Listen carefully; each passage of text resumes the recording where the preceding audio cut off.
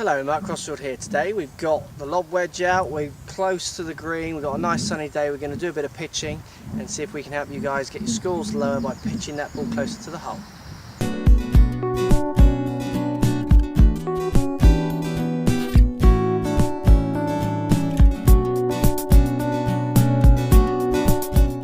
So pitching, we're talking about approach play, we're talking about when you're too close to make a full swing basically.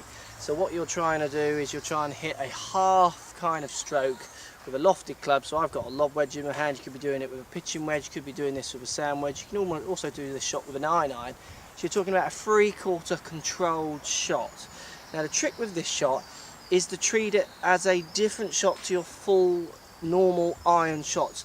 Lots of people I see try to play this shot, what they're doing is they're hitting a sand wedge or a lob wedge, but they're trying to hit it slower while still making the full action, full motion, full follow through swing that they'd make with their 7-iron and what have you. You've got to try and think of a pitch as a completely different shot. It's not the same as those full shots, it's a knockdown, smaller version of them. So first thing you've got to think about, trying to get the ball position slightly closer to your back foot. Now the reason you want to get the ball closer to your back foot is it's going to encourage you to hit down on the ball a bit better. It's going to encourage you to get the ball first and then the ground second. The biggest problem with pitching is this kind of hitting up temptation that golfers get. So what happens, you get a lofted club and golfers make this connection in their mind where to get the ball up in the air, they've got to do it. They've got to actually send the ball up in the air by trying to lift the thing. Now what you should be doing with a pitch shot is you should be actually trying to hit down on the ball, which creates a bit more spin, gives you more control. And by hitting down on the ball will ride the face, which then spins it up into the air.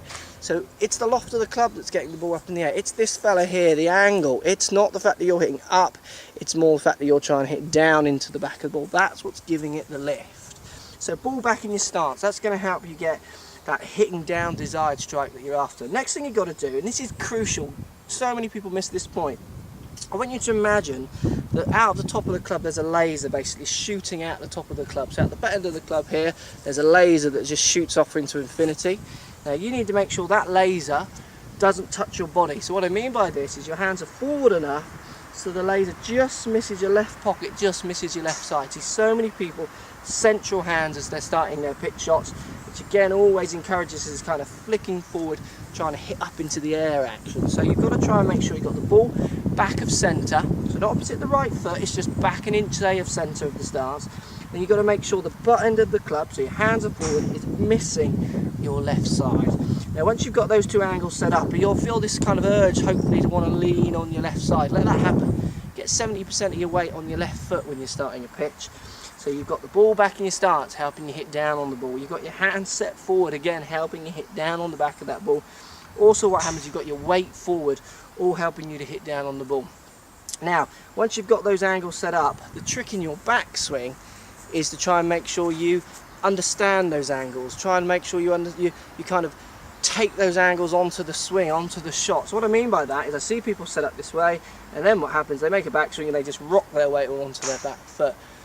So what you're doing is you're undoing all that good work you've done at the beginning, all that nice setting forward of the ball to try and hit down on it. As soon as you make your backswing, you just undo it, and that's no good. That's going to encourage you to hit the ground first, hit up with the ball and get those horrible fin shots that shoot along the floor. So you've got to make sure once you've got your setup, ball back of centre, hands forward, weight forward.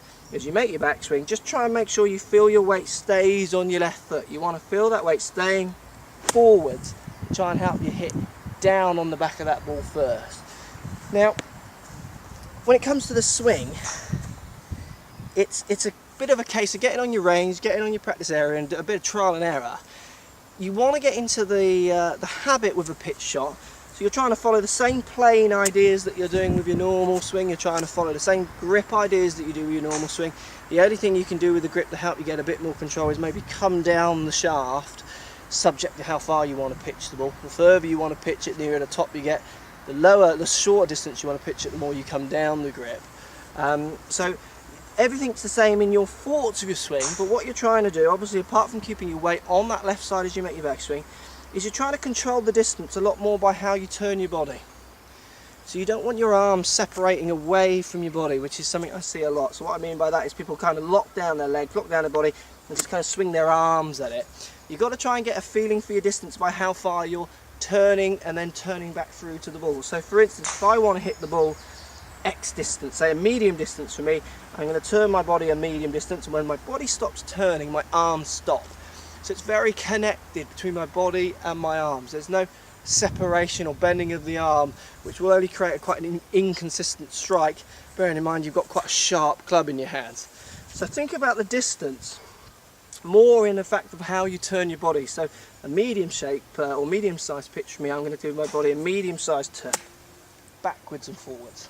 And again, when my shoulders stop, the club stops on the way through. When my shoulders stop and my body stops turning, the club stops also. It gives this very connected, rhythmical kind of a strike. So for distance wise, it's a case of getting on the range, working out how far you need to turn your body and at what speed to generate your different distances. The best pitchers do two things. They get these kind of basic setup points right, and they get this basic understanding of kind of connecting their turn up with the club, and the shoulders are dictating the distance with the arms. But also what they do is they love practicing pitching. They enjoy it. They want to practice pitching. They want to try and see the ball landing by the hole. Not enough golfers practice this kind of shot, and it's such an important shot if you want to get out there scoring. But guys, that's kind of basic look at pitching. Hope that gives you some ideas of what you're trying to do. Post a comment, let me know if that helps you or not. I'll be interested in what you've got to say. Thanks for watching, guys, and we'll see you in the next video.